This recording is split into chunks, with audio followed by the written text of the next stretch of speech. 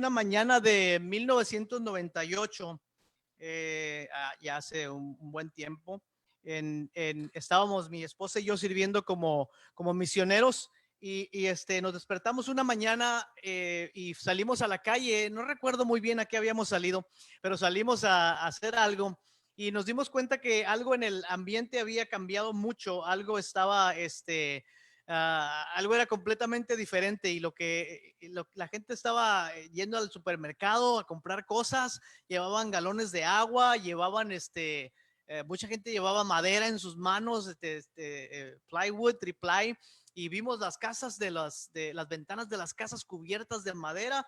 Y me preguntaba yo, nos preguntamos mi esposa y yo qué estaba pasando. No sabíamos en ese momento lo que ocurría.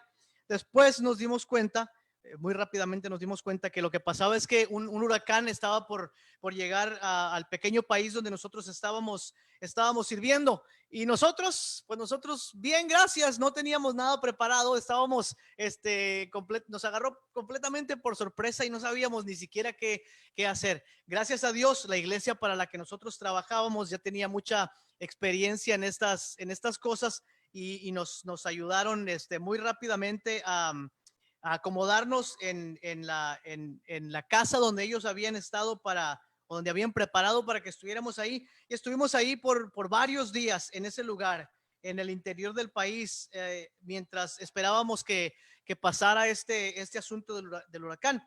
Y fíjense que en esos momentos no sabíamos lo devastador que podía ser un huracán. Yo no sabía, yo jamás había estado en un lugar donde había un huracán. Había asistido a otros lugares donde mucho tiempo después había habido huracanes, pero nunca había estado en el centro de uno y todavía estaba en shock, todavía estaba con la sorpresa de lo que estaba pasando. Mientras estábamos lejos en la casa donde nos estábamos resguardando en medio de la lluvia y la tormenta, que era apenas el principio de este huracán.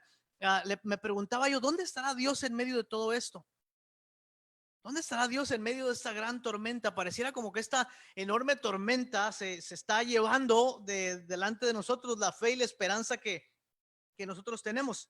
Y luego el shock inicial de esta tormenta pasó y dio lugar a un poco de tranquilidad cuando se nos dio la noticia que el huracán se había milagrosamente desviado del país donde nosotros vivíamos y se había ido hacia hacia los países vecinos.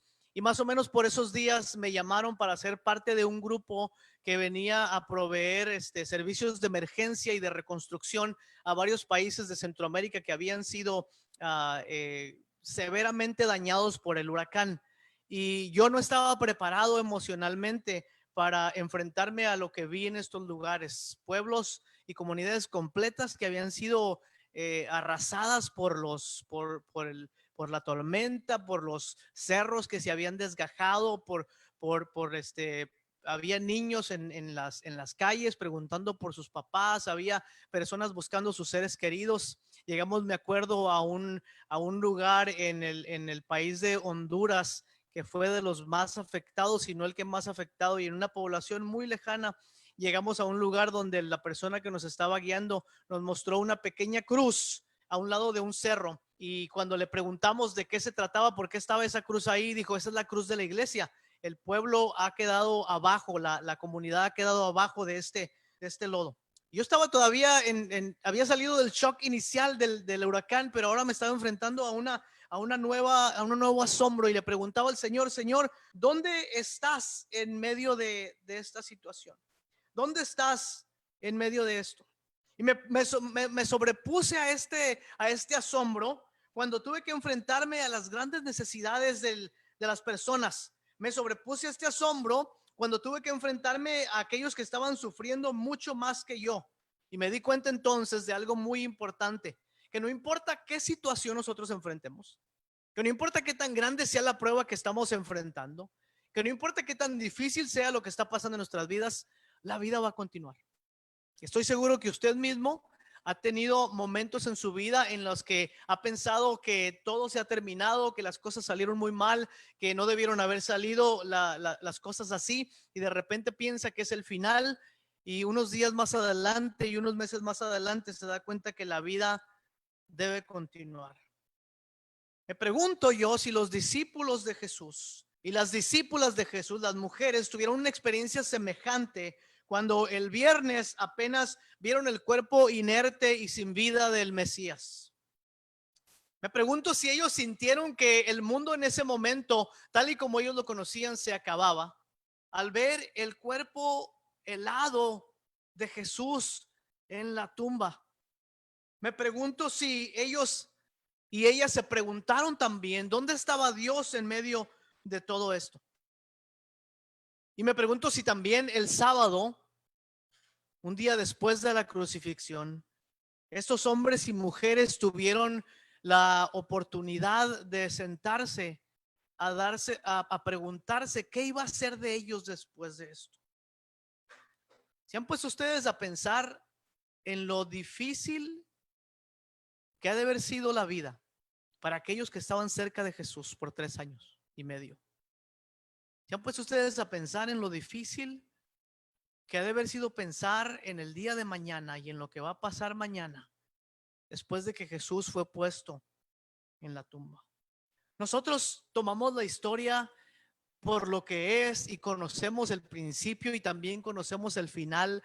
Y aun cuando el viernes estamos un poco entristecidos por la muerte de nuestro Señor Jesucristo, sabemos que el domingo estaremos celebrando, ¿no es cierto? Algunos de ustedes incluso pusieron sus posts ahí en el Facebook y en otras redes sociales que decían, es viernes, pero muy pronto será domingo. Nosotros sabemos la esperanza, nosotros sabemos el siguiente paso en la historia, pero ellos no lo sabían. Y me pregunto, ¿qué tan difícil pudo haber sido para ellos pensar en lo siguiente? El texto nos dice que algunos de ellos dudaron. El texto nos dice que algunos de ellos incluso regresaron a sus actividades anteriores. El texto bíblico nos dice que algunos de ellos hasta tuvieron temor de los judíos y se escondieron, la gran mayoría de ellos. Y es que la muerte de Jesús no fue algo que ellos habían pensado y algo que fue como cualquier otra cosa. Estos hombres y estas mujeres habían llegado a creer que aquel hombre con el que hablaban, aquel joven de 30 y tantos años, era la esperanza de Israel. Estos hombres y estas mujeres habían abandonado todo lo que tenían. Habían abandonado sus profesiones, habían abandonado sus bienes materiales, incluso algunos de ellos habían abandonado sus familias inmediatas para seguir a este maestro, a este joven maestro que parecía que traía un mensaje nuevo y diferente. Muchos de ellos habían llegado a creer que este era el Mesías que la Biblia, la Escritura había prometido anteriormente. Muchos habían llegado a creer que las historias y las promesas de la Biblia se habían cumplido en este hombre tan familiar a quienes ellos llamaban Jesús. Los ecos de la visitación de Dios habían tomado forma en la voz del Señor Jesucristo. Los pactos se habían hecho carne y estaban frente a ellos en la persona de Jesucristo. Y estos hombres y estas mujeres habían llegado a creer que Cristo era la esperanza de Israel y ahora estaba muerto. ¿Y qué tan difícil debió haber sido para ellos recoger los pedazos que habían quedado en sus vidas, recoger los pedazos de sus vidas pasadas y querer ponerlos juntos cuando habían pasado 3 años y medio y algunos de ellos aún más siguiendo a este hombre que parecía ser en realidad el Mesías que Dios había prometido?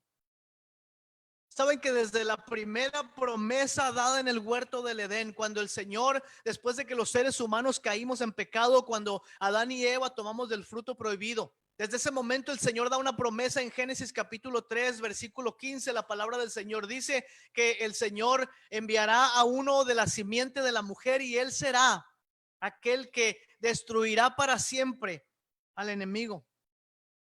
Esta promesa fue repetida más adelante a Noé y a sus descendientes cuando el Señor les da el primer pacto y les dice que él va a ser su Dios, ellos van a ser su pueblo, Él los va a bendecir y un día Él va a establecer la completa paz, el completo shalom de Dios en la humanidad.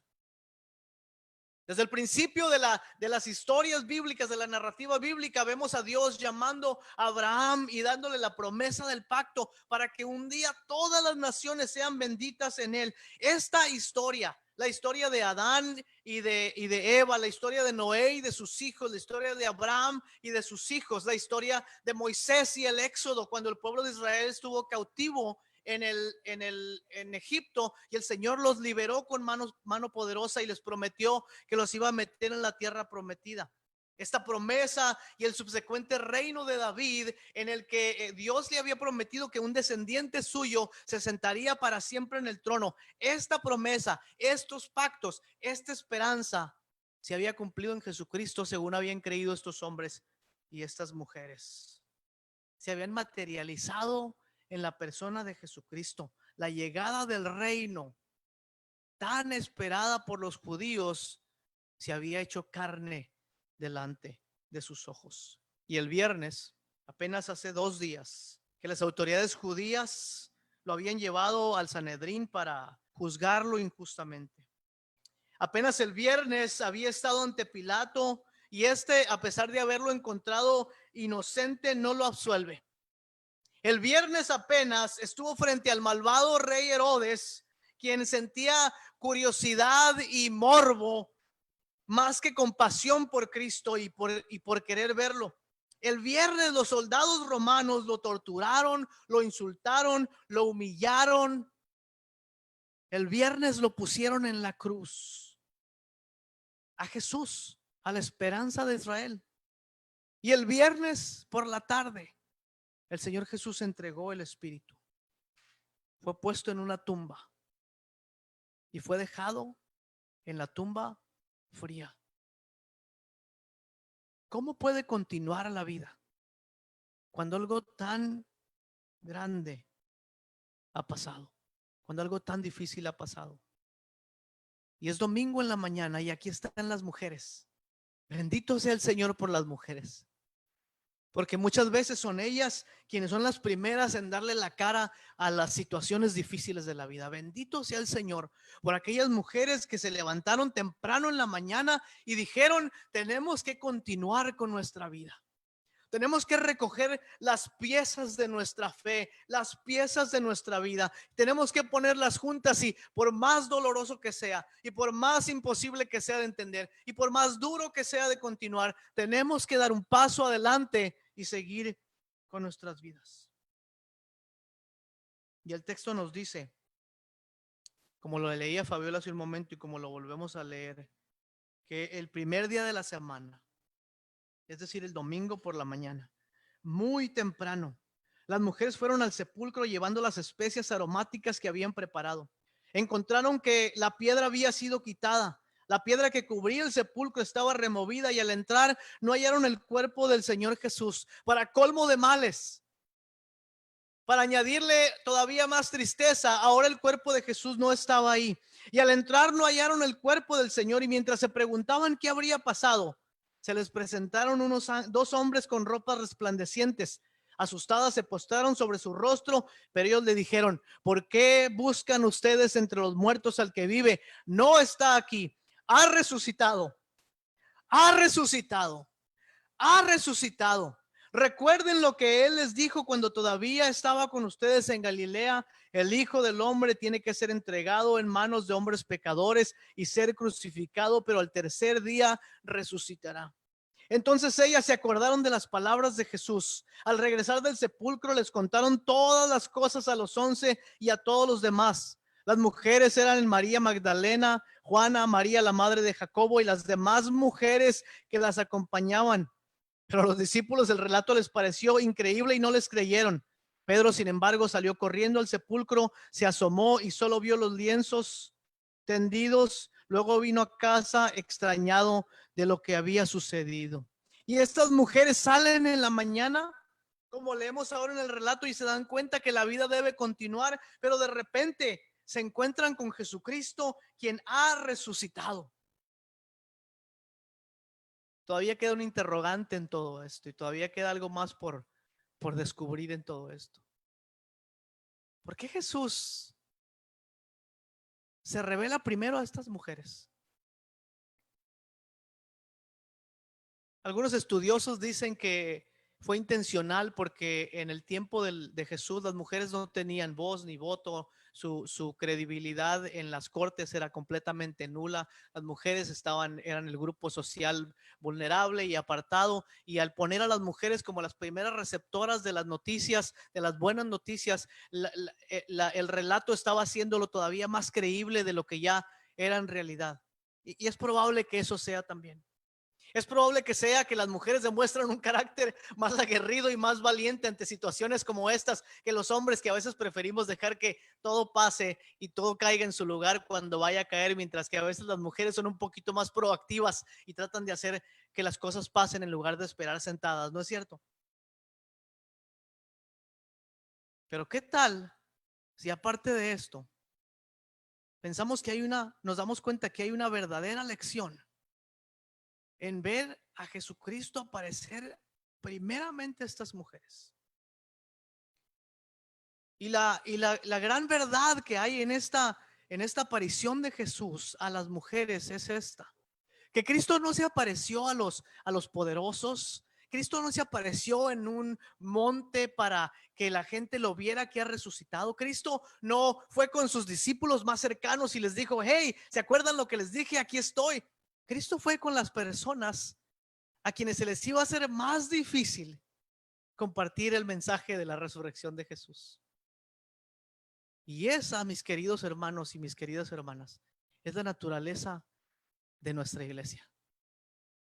Esa ha sido la naturaleza de la iglesia todo el tiempo. Pero lo es aún más en los días de hoy, cuando no podemos estar juntos, cuando no podemos salir a la calle, cuando no podemos hacer la vida normal, y nos damos cuenta que ni siquiera podemos hablar con otra gente acerca de nuestra fe, porque ya no podemos juntarnos con otras personas, y nos damos cuenta que el mensaje más poderoso de toda la creación, la resurrección de nuestro Señor Jesucristo, le fue dada a aquellos que no tienen las posibilidades de proclamarlo como quisieran. A nosotros, los que estamos en debilidad, los que en este momento estamos encerrados, los que no tenemos mucha esperanza de lo que va a ser mañana, los que vimos hoy en las noticias que en nuestro país la tasa de mortandad ya pasó las 20,000 personas, los que no sabemos si muy pronto o quizá después, más adelante, alguien de nuestra familia va a estar enferma, y no sabemos estas cosas. Pero en medio de todo esto, escúchenme, en medio de todo esto, no podemos olvidar que Cristo ha resucitado entre los muertos. Y no podemos permitir que las circunstancias de la vida, escúchenlo una vez más, hermanos y hermanas, no podemos permitir que las circunstancias de la vida nos quiten el privilegio de proclamar al Mesías que ha resucitado. ¿Cómo lo vamos a hacer? Yo no sé. No sé cómo vamos a predicar la resurrección de Cristo en la era del coronavirus. No sé cómo va a ser la iglesia en la época del coronavirus, pero una cosa estoy seguro: Cristo ha resucitado. Cristo ha resucitado. Nada en este mundo, nada en esta creación, nada de lo que va a venir en el futuro puede cambiar la verdad que le ha sido entregada al pueblo de Dios. Dígalo conmigo en su casa: el Señor ha resucitado. El Señor ha resucitado. Y no hay absolutamente nada que pueda impedirnos la proclamación de esta buena noticia: que Cristo está vivo. Cristo está sentado a la diestra del Padre. Cristo reina por siempre y para siempre. Pero una vez más, las buenas noticias de la resurrección fueron dadas a unas mujeres que no tenían el poder social, económico, político, religioso, ni el estatus, ni nada para que este mensaje se extendiera por todo el mundo. Y en eso reside el poder del Espíritu Santo de Dios, en que el mensaje se nos ha sido dado a nosotros en circunstancias especiales, y vamos a pasar por circunstancias más especiales. Y mientras más difícil se ponga la situación, y mientras más dura se ponga las circunstancias, más poderosa va a ser la proclamación del evangelio entre nosotros. Mire, si usted nos está escuchando, donde quiera que esté, Tal vez usted es parte de nuestra iglesia, ha venido muchas veces. Tal vez usted está uniéndose a estas transmisiones en vivo. Tal vez usted ha estado yendo de iglesia en iglesia virtual, ahora que puede agarrar un pedacito de aquí y un pedacito de allá, y que le gusta la música de aquí, que le gusta la predicación de allá. Y usted ha caído en este preciso momento, aquí en este lugar, porque Dios quiere que usted entregue su vida a Él. Dios quiere darle una nueva vida y un nuevo renacer en Jesucristo. Dios quiere que usted reciba el evangelio y que usted crea en el evangelio y que usted reciba la vida eterna y la promesa de la resurrección de entre los muertos, para que cualquier cosa que pase en nuestras vidas podamos estar seguros en el Señor Jesucristo. ¿Por qué no lo hace usted hoy en este momento? ¿Por qué no toma usted la oportunidad? Tal vez está viendo en la sala de su casa, tal vez nos está viendo en su teléfono móvil, quizás estaba manejando y está interesado en lo que Dios le está hablando. Acérquese a un lado, póngase a un lado del camino. Acérquese a alguien que está ahí en su hogar y hoy entregue su vida, rinda su vida completa a Cristo, quien ha resucitado entre los muertos. ¿Por qué no tomó un momento ahí en su lugar? Cierre sus ojos. Recuerde una vez más los eventos, particularmente del viernes, de la crucifixión de nuestro Señor Jesucristo.